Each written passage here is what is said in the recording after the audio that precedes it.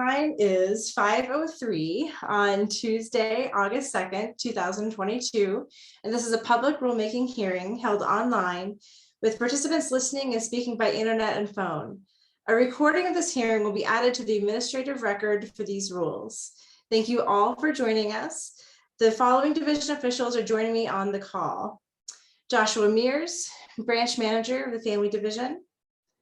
Evan Grimes, Policy Manager for the Family Division.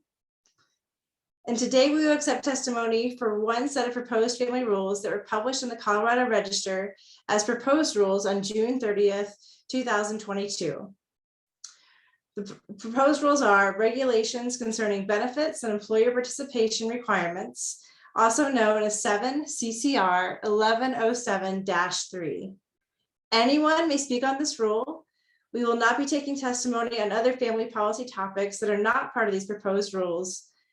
For all rules from this division, the notice of public hearing and associated rulemaking documents were filed with the Secretary of State for publication on its website and in the state register as provided for by the Colorado Administrative Procedures Act. The division then posted all rulemaking documents on its website and publicized them to our contact list of stakeholders. For more information on any of these proposed rules from the division, visit the division's rulemaking page at family.colorado.gov on the tab labeled Proposed and Adopted Rules. Before we begin, we have a few guidelines for the record. In this hearing, the division is accepting oral testimony as well as written comments through the Zoom chat window. The same administrative record will include all oral testimony, all comments in the chat window, and all written comments submitted outside of this hearing. All testimony and comments are reviewed by the same division officials. While you are free to comment or testify by whatever means you prefer, there is no need to repeat points in multiple forms of testimony or content submission. Written comments may be submitted in various ways. You may email them to the division. You can submit them through the form on our website, or if they are short, you can just type them into the chat window in this Zoom hearing. The comment deadline is 5 p.m. this Friday, August 5th, 2002. This hearing is for comments related to the proposed rules. If you have individualized questions that you would like answers to, we are happy to respond outside of this hearing. You can email questions to CDLE_family, which is spelled FAMLI_info@state.co.us. So we can route you to the right person to give you individualized responses. We anticipate that the time available for today's hearing will be enough to hear all testimony on the proposed rules. Given the potential length of division hearings and the number of folks participating who may not have participated previously in division hearings, I want to stress there's no need for folks to stay for the entire hearing. For anyone who wishes to hear all testimony, the division is recording and we'll post the recording on our rulemaking page. That page again is family.colorado.gov. And it's again, family with a I, so FAMLI, colorado.gov. On the off chance that we have technical difficulties, this hearing may be continued to another date, which will be announced at the end of today's hearing, and we post it on our website by 12 o'clock tomorrow. Finally, we did have a last minute request for Spanish interpretation, and we will be publishing a transcript of today's hearing translated into Spanish as soon as it is available. Live closed captioning is also available on the Zoom call by clicking the link in the chat or by enabling closed captioning on your Zoom app. Please drop your email address into the chat to receive our follow-up materials directly into your inbox. Okay, so before we begin, we have a few instructions for participants. Please keep your computer or phone on mute, and you are all passing the test very nicely already, so thank you. When we call on you, if you're speaking, please do the following things. And please unmute yourself. And then when I remind you that you forgot to unmute yourself, please unmute yourself. Second, please state your full name, your job and your role, and whether you are speaking on behalf of any organization. Third, please start by indicating which rule or rule citation you will be discussing. Fourth, please speak in a clear, slow voice. We may interrupt you and to ask you to repeat anything we think you may not have been heard or that we may think may not be audible on the recording. And finally, please remember that testimony is limited to 3 minutes. If anyone should wish to remain anonymous, that is your right, and you can say your first name or a fake name, or just describe in as much detail as you are comfortable, your role or your experience you are here to testify about. We know that many of you have more input on these rules in 3 minutes as we can cover, which is why we have been soliciting written comments prior to tonight's hearing, and we will continue to do so until 5 p.m. this Friday, August 5th. Also, if you have more to say that you can cover, you can also submit the rest as a comment, either by emailing it to cdle.family.rules@state.co.us, or by using our Google form to submit the written comments. If you would like to give your name and information for the record, whether you testify or not, or if you are not on the division stakeholder list and would like to be sent notices of proposed rules or other family publications, you can email the division at cdle_family_info@state.co.us after this hearing, or fill out the division RSVP forms on pages linked from our rulemaking page, which again is family.colorado.gov. Thank you for your interest in and your participation in these important matters of Colorado law and policy. We thank you for taking your time to hear this public hearing. We've had several people that indicated to us that they would wish to speak tonight. And so if you signed up in advance to provide testimony, we'll be calling your name first, but we will stay in line until everyone that is here and wishes to speak has had a chance to do so. Okay, so without further ado, we'll start hearing testimony. And first up, we'll start with Todd Fredrickson, followed by Jared Make, and then followed by Alvina Vasquez. And so Todd, if you can unmute yourself and start your testimony when you're ready. Thank you.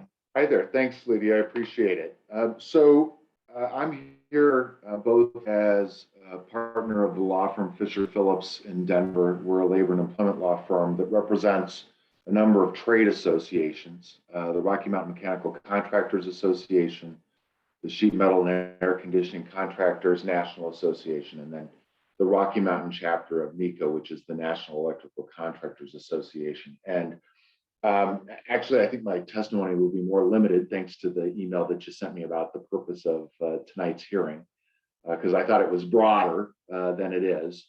But I understand that we'll be discussing sort of the interplay between some state statutes as well as federal statutes, the Healthy Families and Workplaces Act, which provides for paid sick leave, and under certain circumstances, public health emergency leave, along with the Family Act, and then of course the federal Family and Medical Leave Act, which provides simply for unpaid leave under most circumstances. So from the various trade associations that we represent, I think the overarching concern for tonight's purposes is how all of those fit together. And from our perspective, the starting point is one of the FAQs that the division has been kind enough to answer, and that is, how do these all work together? And as it relates to the Family Act versus the FMLA, the guidance is that they will run concurrently. And from the trade association's perspective, it should be the same way with the HFWA. Now, there's a number of different ways to skin that.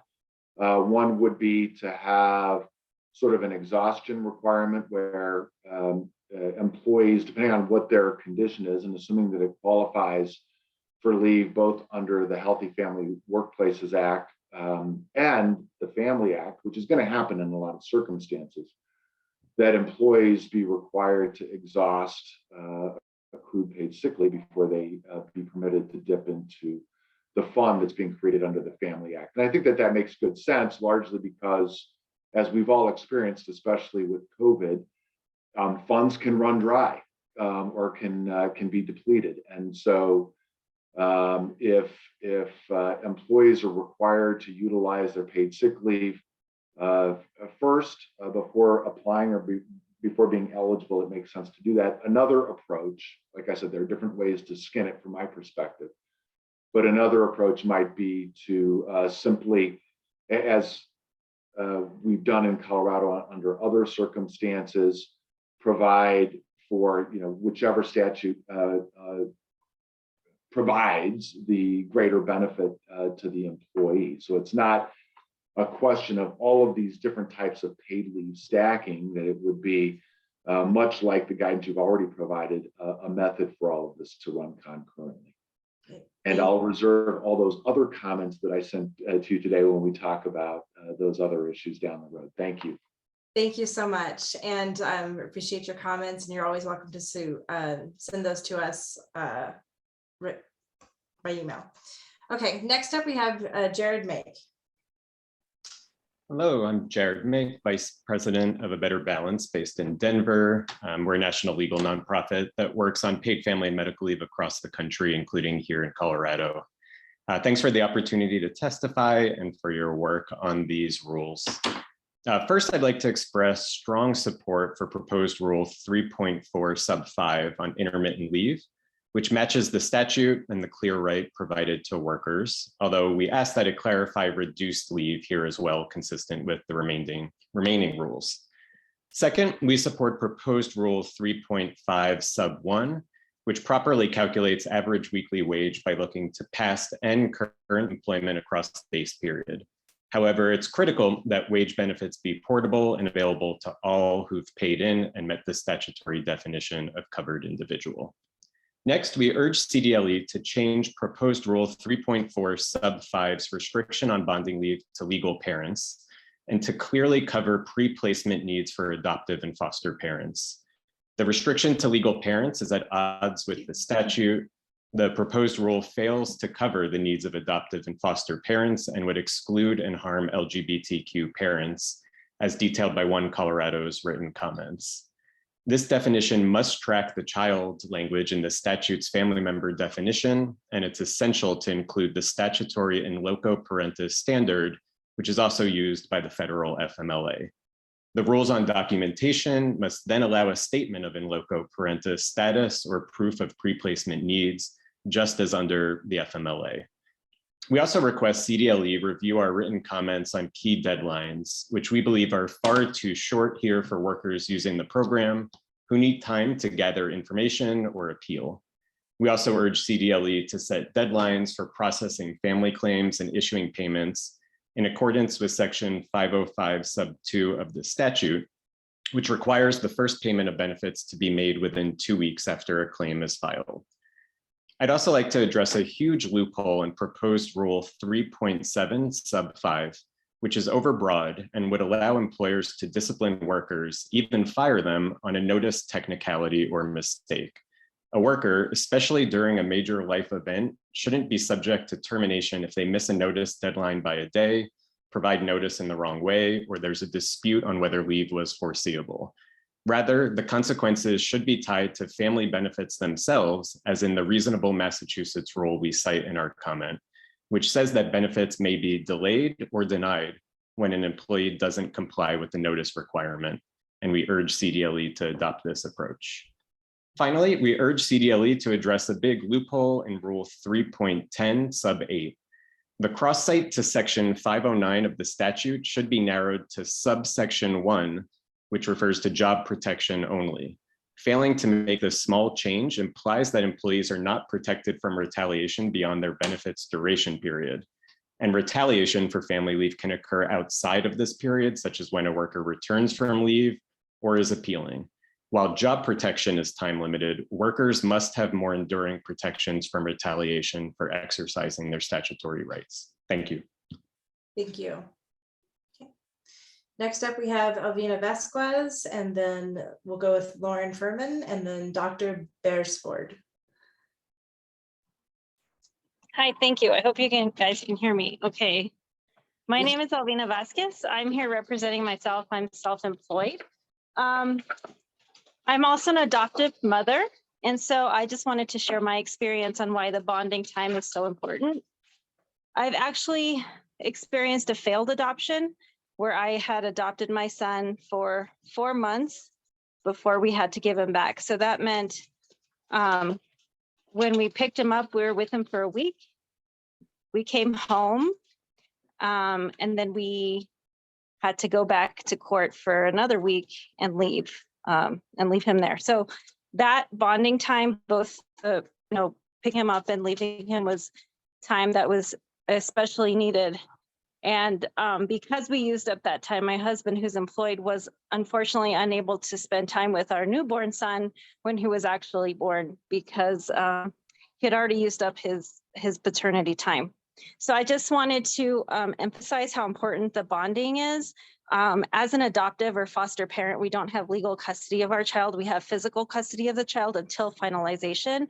And finalization can take anywhere from 6 months to a year. And for foster parents, it can be even longer. So I would ask CDLE to redefine that and make it more broad. Families, especially families in communities of color, are their families are sometimes undefined. And so I think it's really important to make it broad, to make sure that all caretakers are available to use that time and get the resources to help them build a better life in Colorado. Thank you. Thank you. Ms. Furman, you're up next.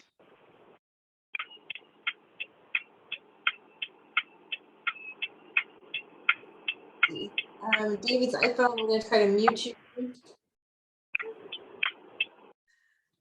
Thank you. Okay. Lauren, if you would like to unmute and give your testimony. Thank you, Lydia. Lauren Furman here is the president of the Colorado Chamber of Commerce that represents several thousand companies of all sizes and industries statewide, speaking on the proposed rule on benefits and participation. First and foremost, what I want to share with you is the biggest concern and interest by employers is the ability to have a private plan option. I know the division is going to be working on a rule, and we appreciate the guidance that it recently issued. But what employers want to see is the rule as soon as possible so that they can plan ahead, and language that clearly defines the requirements for a private plan, how those plans are going to be regulated, and the frequency for sharing their plan design with the division. There's also concern about payment of benefits in advance if an employer does decide to use a private plan. So we do, again, look forward to working with the division on that proposed rule. I'll move on with several concerns regarding the benefits and participation proposed rule, which we did send formal comments to the division. And this is just a snapshot of some of the things that were raised from the employer community. I'll start with the approval of leave provision. The concern is that the rule seems to only contemplate leave that is requested in advance. That may not always be the case. For instance, we could have employees that could get into a car accident or have an unexpected illness. So employers really need to know, are they making those determinations to approve the leave while waiting on the state to approve or deny that request from the employee? And the proposed rule also includes restrictions on what application information can or will be given to an employer. Employers really need to be fully informed on the reason for the leave so they can determine whether other types of leave would run concurrently with that family and medical leave. Another issue that's been raised that I think the division is going to be addressing is clarification on how employment on the job would be calculated. So if an individual works for company A, leaves the job sometime mid-year, and then goes and works for company B, would they be eligible for the leave on the first day of working for company B? Moving on, the regulation also doesn't require repayment of the leave back into the program unless that request for leave was made in bad faith. Question that has been raised is, how is that going to be determined by the division? There are likely going to be situations where a worker makes an improper request through no fault of their own, but not necessarily in bad faith. The rule also includes limitations on medical documentation, says an employer can only receive that documentation if the worker agrees to share it. Again, employers really need to have all of the information in front of them so they can determine whether or not there is other types of leave that would run concurrently with family medical leave. Moving on to subsection 3.8, that proposed provision includes a limitation of 2 weeks for an adjudication of a claim. That amount of time is very short, only contemplates advance leave notices, again, not a sudden illness or an accident. And then finally, under 3.10, the proposed rule does not include language that allows an employer to appeal a claim determination. It really limits that appeal to just the hearing officer's decision based on an employee's appeal. We believe that should be balanced, and an employer should be able to file an appeal, not just the claimant. So appreciate the opportunity to be here today and comment on behalf of employers across the state, and do look forward to working with division and the entire department as we move forward on this important program. So thank you. Thank you. Thank you so much for your comments. Okay, next up we have Dr. Kaya Beresford, and I apologize if I butchered that name. Please teach me how to pronounce it. If you are on the call, please unmute yourself and begin your testimony. No. Hi, my name is Kaya Beresford. I live in Greeley. I'm speaking on extending deadlines for benefit applications and appeals. I'm a 9-to-5 member and part of 9-to-5's Economic Justice Committee. I support family leave and medical leave, and I'd like to share my story first. When I was pregnant with my first child, I was an OBGYN resident, and I was hospitalized and placed on bed rest for high blood pressures. We had no designated sick time. After almost a week, my stress increased when they told me I needed to return to work or repeat an entire year of training. I had marginal blood pressures. It made me worried for the health of myself and my baby. And I found it ironic, working in the field of women's health, that I was treated as a worker first, and the safety of myself and my baby were secondary. Moving on with my expertise as a former medical provider, I can attest when patients are experiencing an acute medical issue, such as an unexpected outcome of pregnancy, including early birth, unplanned surgery, or cancer diagnosis, they have limited bandwidth to deal with extraneous issues such as paperwork. I would encourage extending deadlines for benefits and appeal. Patients have no control when they give paperwork to a doctor's office when they will get it back. There could be a wide time range from hours to weeks when they may be able to pick up their completed paperwork. And I have been that provider filling out paperwork at 8 p.m. wishing I was home. Patients with a premature infant need to have their sole focus on their child. There should be leeway for submitting paperwork and the ability to receive back pay for time off. If a patient has paperwork submitted for the expected arrival of a child, when labor commences, their sole focus needs to be, on labor and their, their health and their baby's health. They should not have to make additional clarification or notification to their employer or the division within a short time frame. Additionally, the duration of leave should be left to the expertise of medical professionals caring for the worker or the worker's loved one, and no way left to the discretion of division beyond what is stated in the family statute. Thanks for your time. I hope you will take my comment under consideration for building out our paid family and medical leave program. Thank you so much, Doctor, and thank you for abiding with the 3-minute time limit. You did very well.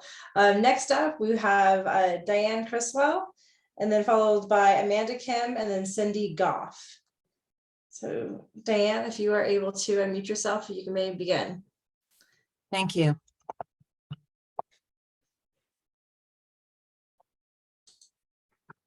My name is Diane Criswell. I'm General Counsel to the Special District Association of Colorado. We represent 2,500 special districts located in the state of Colorado. We believe we will have members who participate and others that will choose to exercise the option to decline participation. And we will be submitting comments in writing with the Colorado Municipal League. So my testimony today won't include all those details. I'm going to focus today on the aspects of the draft rule that impact special districts that exercise the option to decline and those that will participate. So on the high level comments, I'm going to first speak to those local government employers that have declined participation. The draft benefit rule includes many obligations or processes that are based on the definition of employer. Some of those obligations or processes do not apply to local government employers that have opted out. For example, we do not believe the statutory framework supports wage reporting or registering as an employer for local government employers that have opted out. Therefore, we ask in our letter and repeat it here that the division exclude local government employers who have opted out from the definition of employer, or otherwise distinguish them from those provisions that do not apply under the statutory framework in text. The second area of our comments today are focused on those special districts that will participate in the FAMLI program. We have questions about the clarity of the totality of the circumstances test in section 3.4.4 of the proposed rule. And we encourage the division to provide clarity by following the example in the rulemaking on a similar definition in HUFWA. So those citations are included in our comment letter. We believe that the drafting of intermittent leave for caring for a new child needs more clarity and recommend that the division adopt the same definition or standard as in federal FMLA. We commend the approach to the calculation of the maximum weekly benefit, but we do have many employees who have atypical schedules, such as firefighters or nurses. So in our comment letter, we have recommended taking a different look of how to calculate that average weekly wage in order to capture those folks that are working atypical schedules. We also have questions about the limitations of information available to the employer and the ability of that employer to apply other leave benefits that may run concurrently. We note that these are the types of records that we as public employers keep separately from other personnel records. And there are excellent examples of laws, regulations, or best practices, including the records management manual that we adopt. Finally, our members that are going to participate have an interest in these claims. Therefore, the draft rule should be amended to permit an employer as an interested party paying premiums and participating in the program an opportunity to have due process to appeal. With that, I thank you for your time and the opportunity to provide this testimony. Thank you so much. Next, we have Amanda Kim, and then followed by Cindy Goff, and then after that will be Esther Trigos. Thank you. Hi, I'm Amanda Kim. Thank you for your time this afternoon. I'm here today as a mother and a member of 9 to 5 Colorado. I'm speaking on the proposed rules for benefit deadlines and communication with workers, as well as employee confidentiality. In addition to my experience using maternity leave for my 2 children, 5 years ago, I organized a work group within my mid-sized organization to research and propose a comprehensive and inclusive paid leave policy.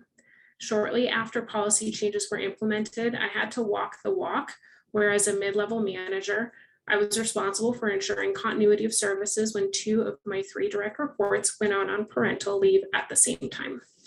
I bring all of these experiences and perspectives to this hearing today. A benefit provides no benefit if it is not accessible. I ask the department to ensure that employees have the flexibility to apply when they are able, in their preferred language, in a format that is simple and direct, and should place minimal burden on the employee. Folks are experiencing trauma and upheaval in their lives during this time. Instructions on required supporting documents should be clear and include documentation that is easily accessible so as to limit the need for follow-up and additional submissions. Workers need time to understand the requirements, gather documents, visit doctors, and put together their claim. Regarding section 6.3 sub 3, requested timeline of at least 30 days after leave has begun to file a claim with the possibility of an extension up to 90 days for good cause. Communication on decisions and responses to inquiries should be swift to give workers confidence and peace of mind in their financial stability during their medical or family event. The department should make a diligent effort to reach applicants in their preferred language and method of contact when their application is missing information or documentation. I urge the department to limit the role that employers have in this process. Employers should not automatically receive information from CDLE regarding their employees' wage replacement amount and should not have a role in the appeal process. Because my experience is that so very few employers see the value of paid leave benefits. There are managers who think that parental leave is vacation. There are decision makers who believe that people who ask for any more than paid holidays and a ping pong table in the break room are lazy and entitled.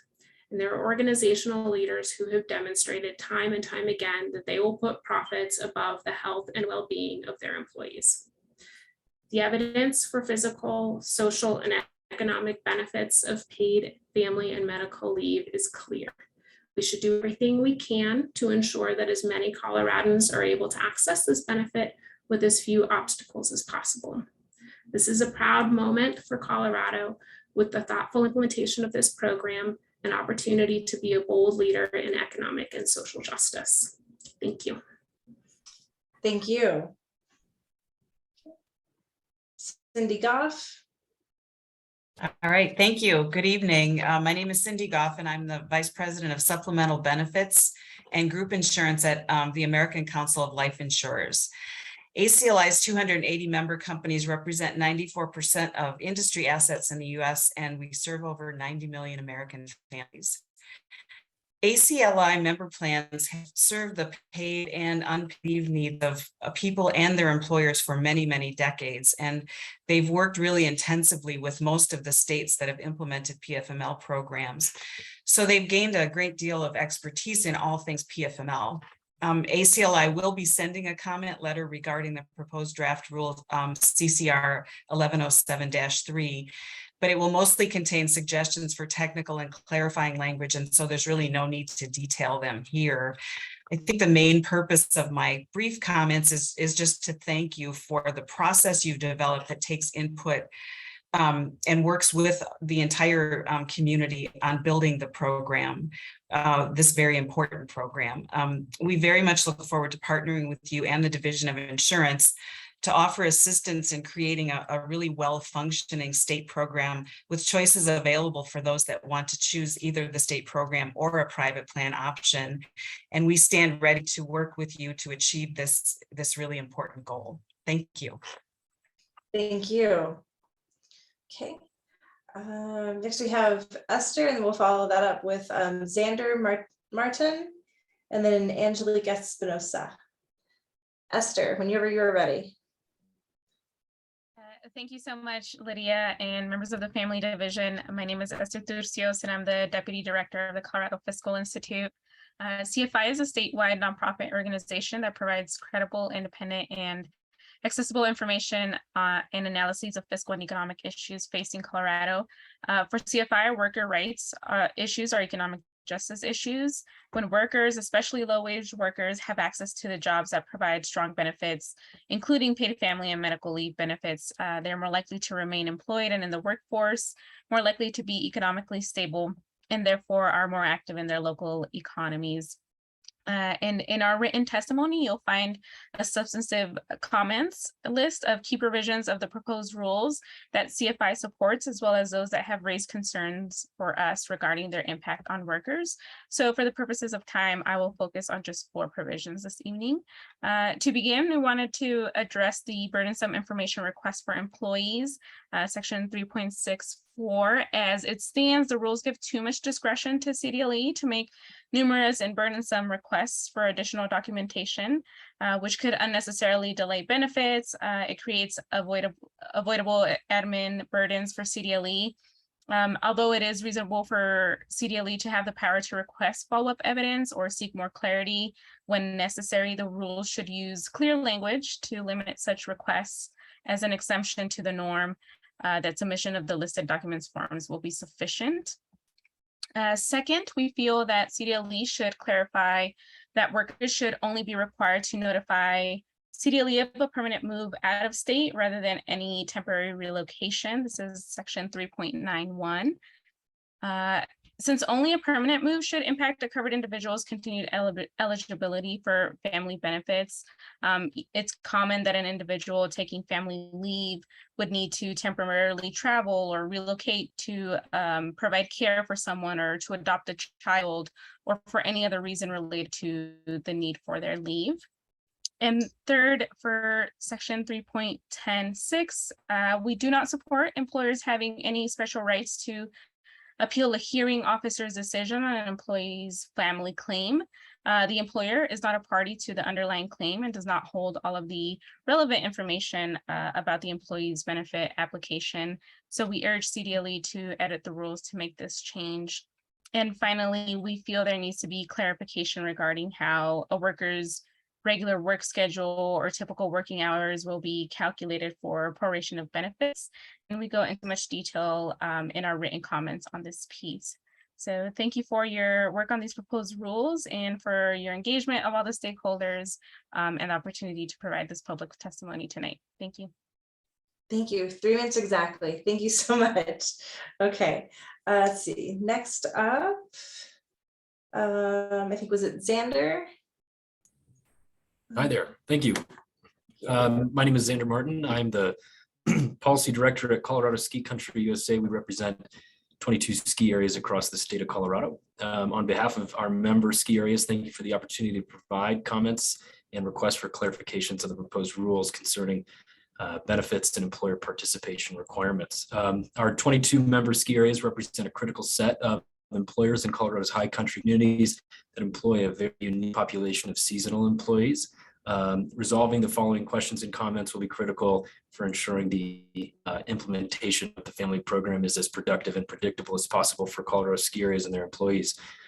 Several of Colorado's ski areas already provide some level of paid family leave for their employees. Thus, we expect that many of our members will pursue an exempt plan option, choosing to either self-insure or go with a private plan. But we do ask that employers with these exempt plans not be required to file with the state. Employers should be allowed to self-attest to meeting the criteria set by CDLE for exempt plans, with the understanding that their employees may submit complaints to the department and have access to administrative process for resolution of those claims. To that end, we do request further clarification on how exempt plans will be regulated, including timeline guidance and requirements for employers who intend to pursue an exempt plan under family. On seasonal employment, we request further clarity on how premiums and benefits will be handled for seasonal employees with predetermined end dates, international work visas, and multiple employers throughout the course of the year. If a ski area and a seasonal employee pay into the family program as required, but the seasonal employee pursues family leave benefit shortly before their predetermined end date of their seasonal employment, how will the family benefit be impacted? Will the employer and seasonal employee still be required to pay the premiums after the employment ends, but the benefit is still needed? We would also like to request further clarification on the return to work expectations for seasonal employees whose seasonal employment has ended while they're using their family leave benefit. I think the Colorado Chamber covered a lot of other, or more general points. I won't cover those here. Again, thank you for the opportunity to provide these comments and questions. We appreciate and look forward to the forthcoming guidance on how to exempt plans will be regulated and how various common situations in seasonal employment will be handled by the department. Thank you. Great. Thank you so much for your comments. Okay. Next we have Angelique Espinosa, and then we'll follow that with Natalie Petrucci. And then that will be the end of the list of people that had previously indicated that they wish to speak. And then we'll go to folks who'd like to raise their hand and go through Zoom. So Angelique, whenever you are ready. Hi there, I'm Angelique Espinosa. I'm the policy director for Good Business Colorado, and we are a statewide organization of values-driven businesses. Over 400 of those business owners across the state who care about both profit and people and planet.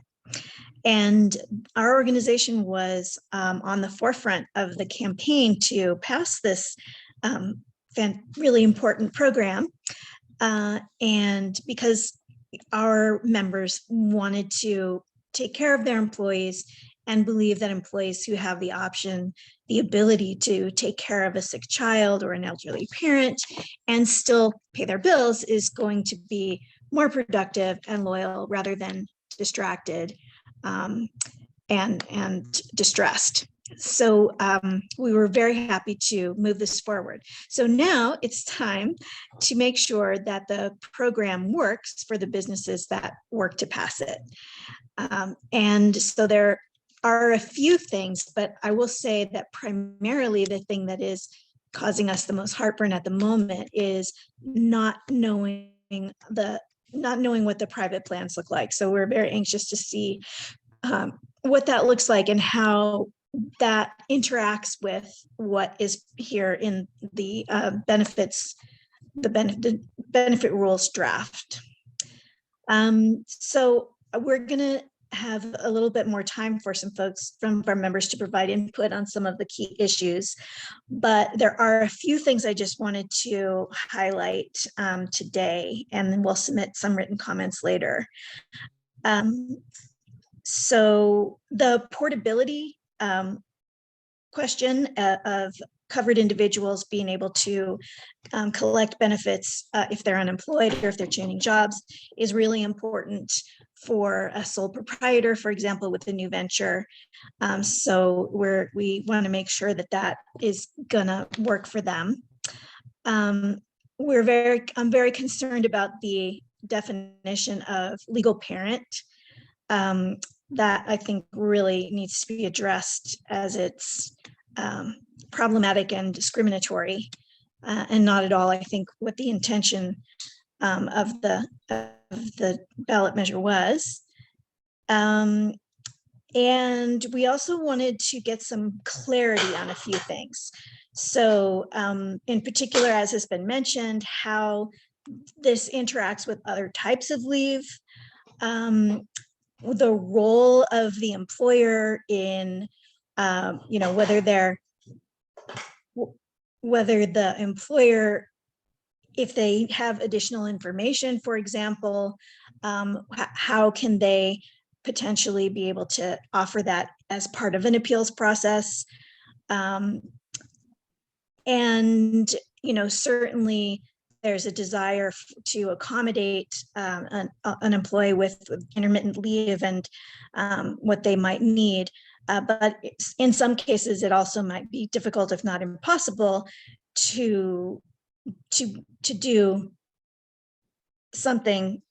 So there might need to be some kind of meeting in the middle, especially for a small business that has a very small number of employees, or whose business, like a childcare center, the work kind of have to happen during a certain time and place.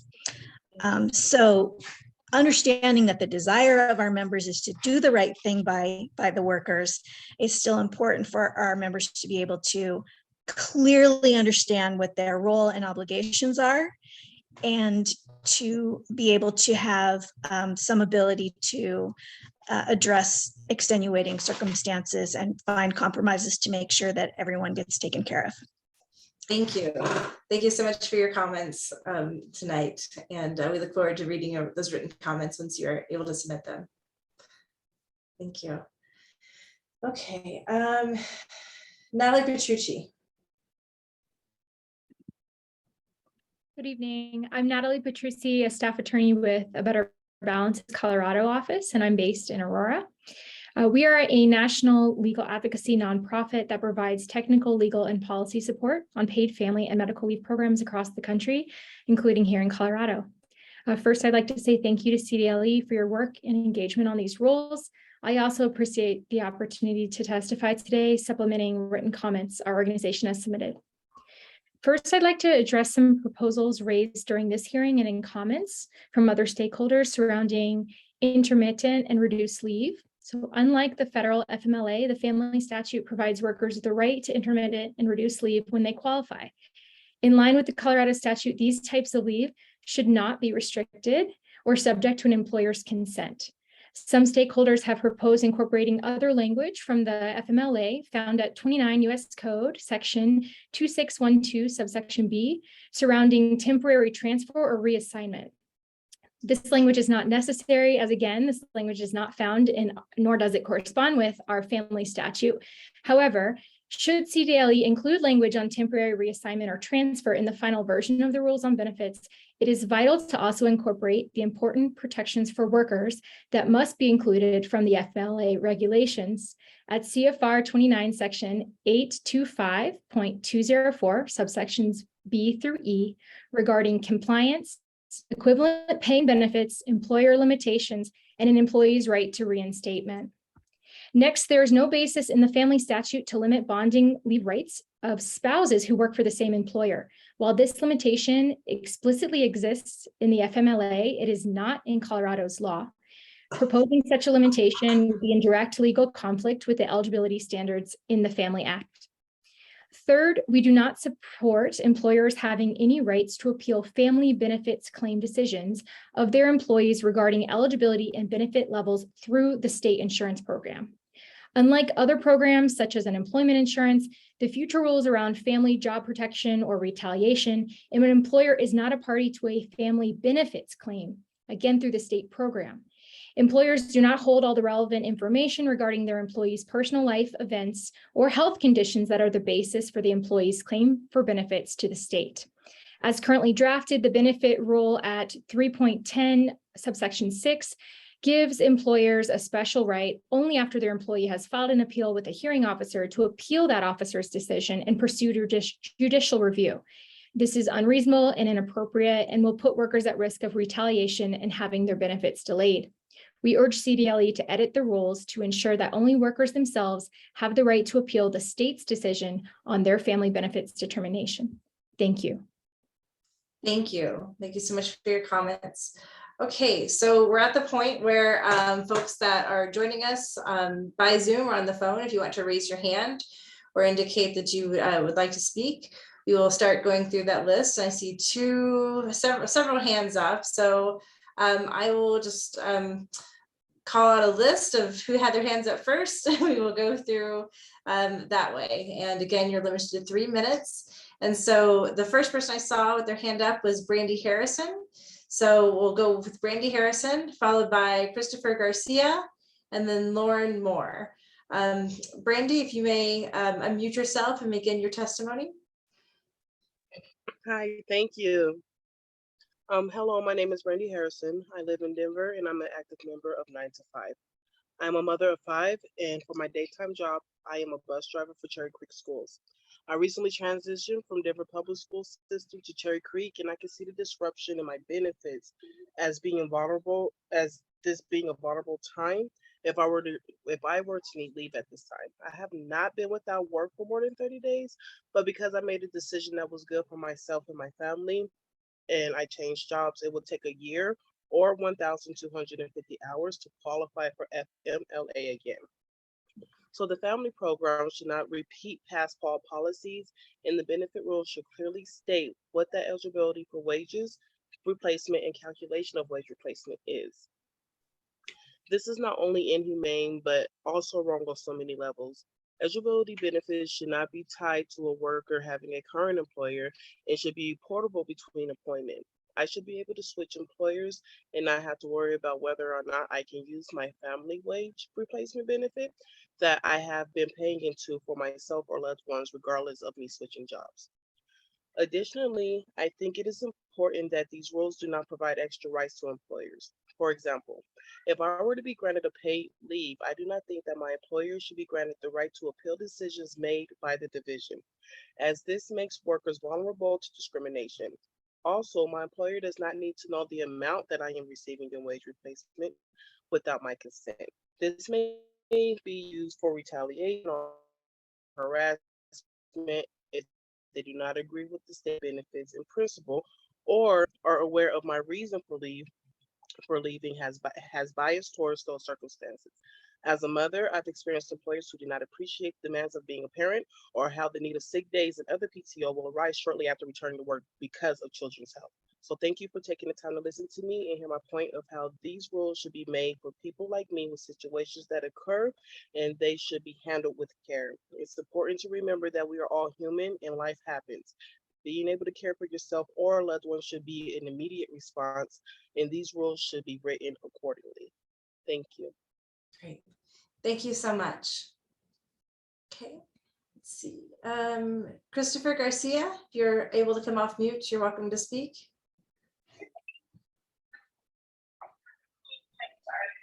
Hello, my name is Chris Garcia, and I am a board member with 9 to 5 and other community committees, both at the state and national level. I'm a father of 4 children and a new foster parent. I work 2 full-time jobs. One is a small business and the other is with a major airline company. As a new foster parent and a member of the LGBTQ family who just several weeks ago welcomed a baby into our home as an emergency placement, the limitation to legal parent in the proposed rules regarding bonding leave for welcoming a child is deeply concerning for me. I am not the legal parent to this child, but I am their guardian for the time being. By not acknowledging all types of parents and caregivers, harm is done to the LGBTQ families and foster and adoptive families as well. This section of the rules should be amended to include all types of parents and families, as in line with the family statute. When my wife and I got the call about becoming foster parents to this child that urgently needed a family to step in and care for him, we had to drop everything and travel 2 states over to come pick him up. We had to make a fast decision if we were going to be able to foster him. And agreeing to this has changed our life very quickly and required a lot of work to adapt to caring for our new family. Only 7 days to apply for FMLA is overwhelming when I am focused on what is important at the moment and navigating an unexpected life event. Even when extensions given if good cause is shown, it is unclear what will count as good cause and how this may cause some workers to lose access to a family. Expanding this timeframe would help give families like mine in similar positions a little bit easier time to go ahead and put in the required paperwork. Lastly, I would like to express support for the sections of these rules that uplift worker privacy, being part of the LGBTQ+ community. I know that this is vital for people's safety and encourage the division to consider this throughout their work. I disagree, however, with the portion of these rules that allows employers to file an appeal against the outcome decided by the division. Applications for family are between the division and the worker. Allowing employees in at this stage invites disclosing of sensitive information, as well as general retaliation for applying for family benefits. Thank you for your time. I hope you take my testimony into your consideration. Great. Thank you so much. I appreciate your time and comments. Okay. See, I think we said Lauren Moore next, and then we'll go with Caitlin, and then Molly Steinman has her hand up. Awesome. Good evening all, and thank you for providing the space for this hearing. My name is Lauren Moore, and I'm speaking tonight to share my story and why I strongly believe in family and medical leave. I'm a member of the community. I live in Denver. I'm single with a partner and a cat, and I'm fully employed as the manager of impact and operations for a national nonprofit. This February, I slipped on ice and fell down 6 concrete steps. I broke my left elbow and ankle, and it required 2 surgeries and being bedridden for months. My work doesn't have paid medical leave, only paid family leave, which is already better than most workplaces. But that means I took almost all of my annual PTO in the first quarter of the year, even with short-term disability insurance, which only covered 60% of my paycheck. My experience with short-term disability showed me how important it is to make benefits easily and readily accessible. When I should have been resting and recovering, I was stressed about work, finances, how to submit these claims and stay legally compliant, waiting on hold with my doctor's office for hours, taking calls with my HR, etc. Benefit rules should reflect the reality of what a person is going through when they have a serious medical condition and be adaptable to the needs of all workers. I hope you will adopt the following changes in family benefit rules. Increase protections against retaliation for workers, improve application process so that workers are not overburdened, make sure that family rules support the flexibility and adaptability that family is intended to have so all workers can get their paid leave needs met, and consider anti-oppression and equality in all rulemaking. Thank you. Thank you. Thank you for your time. And next we have Caitlin and then Molly, and then I don't have any more hands raised. And so you're welcome to raise your hand, send us a comment. And Caitlin, whenever you're ready, go ahead. Great, thanks so much. Hi, my name is Caitlin Altone. I'm representing 9 to 5 Colorado.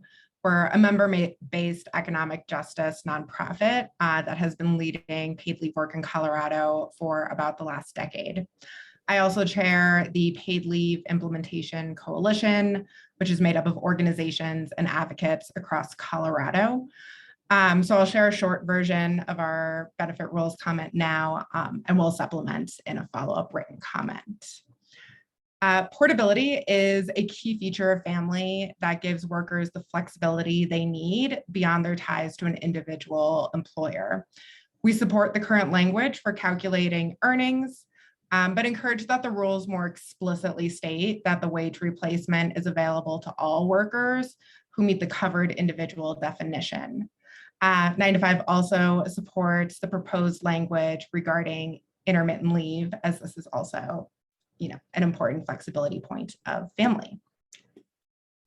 The application and determinations process for family benefits should be accessible, non-burdensome, and reflect the needs of workers who are most vulnerable during their need for paid leave. The proposed rules can be strengthened in this area regarding duration of leave determinations and communication with workers. Additionally, 9 to 5 is concerned that leaving a catch-all for CDLE to request any additional supporting documentation could lead to overburdening some workers who are applying for leave. And we advise that a standard should be created that limits potential extra documentation to only those, atypical circumstances and doesn't create any undue burden. We also encourage modifying the sections regarding worker notifications to their employers. As written now, they are lower standard than FMLA guidelines and do not adequately protect workers from potential negative actions from their employers. So we ask that those are clarified so that workers can have those protections without any potential loopholes. Lastly, workers must be protected from retaliatory action by their employer beyond the benefits duration, and additional appeal rights should not be extended to employers. We know that there is a power imbalance between workers and employers, and some workers will be discriminated against, most likely BIPOC, LGBTQ, women, disabled folks, immigrants, and other marginalized workers. So we have to make sure that we have those protections in place so that we can both prevent that discrimination, but also have accountability for when it does happen. Thank you so much for all of your work on these rules, and really appreciate your consideration and time. Thank you so much. Okay, so we'll go with Molly, and then after that, we will go with Sandra Parker. And Molly, you are welcome to unmute yourself and begin your testimony whenever you're ready. Thanks, Lydia. Molly Steineman with the Colorado Restaurant Association. We represent over 5,000 food service businesses across the state. I'm going to join what many of my colleagues have already said tonight by emphasizing the need for private plan guidance. Employers do need the time to prepare, especially small businesses who are often lacking in bandwidth. And we also have some pretty significant concerns about asking employers to register with the state and pay premiums starting in January if they're seeking the private plan option. Restaurants operate on razor-thin margins, and asking them to pay premiums while also pursuing a private plan will result in the private plan option being completely untenable for many small businesses. Excuse me. For the sake of time and for brevity, I will go ahead and just echo many of the comments made by the State Chamber tonight, as well as the attorney from Fisher and Phillips, by saying that clarification for employers so that they can analyze the type of leave requested, but also determine if there's potential concurrent leave is very important for restaurateurs as well. Thank you very much. Great. Thank you. Okay, we've had a couple of more hands pop up, and so thank you for that. So next we'll go to Sandra Parker, and then we'll be followed by Joy and Rusha. And so Sandra, whenever you are ready, you can. Okay. Thank you. Hi, my name is Sandra Parker Murray, and I am a member of 9 to 5 as well, and the Legislative Political Chair for Communication Workers of America, Local 7777. Thank you for allowing me to comment during this public hearing. Paid family medical leave is so important to me and my family, as with other workers and families in the state of Colorado. The need for the program has existed forever, and finally there is a law that would protect jobs, allow one to care for an ailing family member, allow bonding for parents and children without retaliation, intimidation, or job loss. I'd like to speak to wage replacement first, because workers rely on their paychecks. Wage replacement should be received in the same time frame as they would have received their regular paycheck. This would ensure continuity of their financial obligations. Wage replacement should not be subject to appeal after a medical team or healthcare provider has determined that the worker has a qualified illness and CDLE has approved the leave. The family statutes dictate that wage replacement would be received within 2 weeks of the claim being filed, and I encourage CDLE to create processes that may expedite the first payment for a worker taking a leave. Also, intimidation by managers and employees could include confusing the employee on the depth of what is available to them through the family leave insurance program, by not properly explaining the process, neglecting to communicate policies so that workers can understand how to access and apply for the leave, and telling workers that management is not required to walk them through processes is another discouraging technique, which I found with the Healthy Family Workplace Act and other leaves by the state. By taking advantage of gray areas and finding loopholes, as with paid sick leave, managers use different pots of time and did not allow workers to use non-chargeable time per the state mandate. Clarity on processes, like will there be a grace period where a worker has to use any PTO time the first 3 to 5 days before the disability benefit is activated, or does it start on the first day of the worker is required to be out?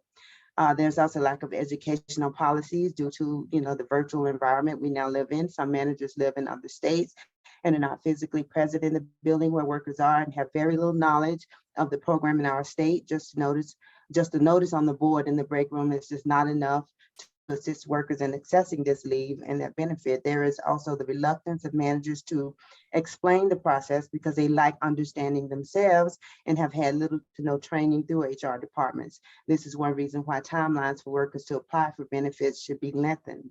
CBAs placed policies within existing FMLA policies and bargain for benefits, but may not have a full understanding of the difference in the existing policy and the new mandate. Placing policy in conspicuous places and not assisting workers in understanding the policies is another action that impedes a worker from accessing the benefit. All processes for accessing family must be geared to enhancing worker access, including materials and interpretations in Spanish, and clearly defined processes in English and Spanish, and declaring the first day that the benefit will begin after qualified illness is determined by primary care physicians or specialists is paramount to workers accessing this program. Thanks to CDLE for not outsourcing this, and for the victories of the litigation, the timely implementation of family. Thank you for allowing me to speak. I hope I didn't go over. Just slightly. Thank you so much for your time. I appreciate it. Okay, so we only have one more hand raised, and we have about 3 Zoom Hollywood Square pages of folks, and that includes some folks that are joining us by phone tonight. And we understand that you may not be able to raise your hands, and so after this next testimony, we'll take a brief pause and allow people to unmute themselves if they are joining us by phone, and see if there's anyone that wishes to speak that way as well. But for now, Ms. Rusha, you are up. Hi, thank you. My name is Joanne Rusha, and I'm with Arc Thrift Stores. We are a large nonprofit employer with over 1,600 employees. We are in support of family, and we look forward to enjoying what we believe are shared benefits with our employees. And we also appreciate the outreach that the division has done and the education that you have provided employers. That being said, we do concur with Ms. Furman, Ms. Espinoza, and many others that it is imperative that private plan option rules are written quickly, at the very least, a little bit more of a framework so we understand what to expect. Lack of this framework makes it very difficult for us to budget. And if we do not know what plans are available, what the structure, what the product looks like, it also makes it difficult for us to make executive decisions on what type of coverage that we will elect. Finally, I hope this doesn't seem to be a silly comment, but it did come up and I didn't have an answer, so I'll put it out there. We also asked that the division provide clarification on premium refund. So our understanding is that the employee would also get a refund. Is that going to be on the division or the employer? If an employer starts paying into the state program and then elects to do a private plan, there are refunds. This is a portion of an employee's wage, and we would like clarification when you have it, or consideration of those details, lest an employer inadvertently make a mistake, particularly if you have employees who have since left. Who is in charge of ensuring that refund, or does the employee get a refund? And then finally, I'd like to just make a comment as an individual. I would recommend that the division update the definition of child under 3.4, simply recognizing that most children will come of age when they're still dependents, e.g. high school. And there are also other cases with guardianship or foster care where a child is not yet emancipated, but they have exceeded the age of 18. So perhaps emancipated minor or reference to emancipation would just be more appropriate, so it doesn't create any confusion or accidental exclusion. And I am also in agreement that benefits should not be limited to the legal parents language that is in the current draft. Even if you could interpret other parts of family to cover guardians, this again might cause some confusion or inadvertently exclude parents that the state otherwise does recognize as a child's parent and guardian. Thank you so much for your time this evening. And again, we also really do appreciate all the outreach that you have done. It's very much welcomed. Great, thank you so much. Okay, so we're going to just take a moment. And so if you are joining us by phone and you would like to make a comment, we're inviting you to unmute yourself and make a comment if you wish. So we'll just pause for a moment for folks on the phone to find the button and see if they want to join us.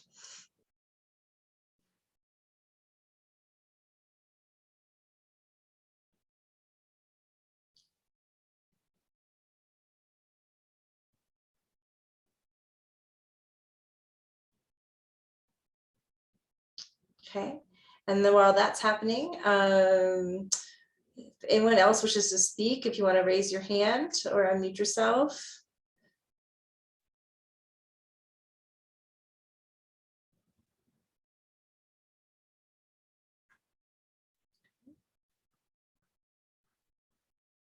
Okay, so we have a lot of folks that have followed directions really well tonight and put your information and your contact email in the chat to be included on the lists. You're also welcome to put comments in the chat. I don't hear anyone that is trying to come off mute from a phone that wishes to speak, and I don't see any more hands raised. Okay, so second call for anyone else that would wish to speak. Lydia. Yes.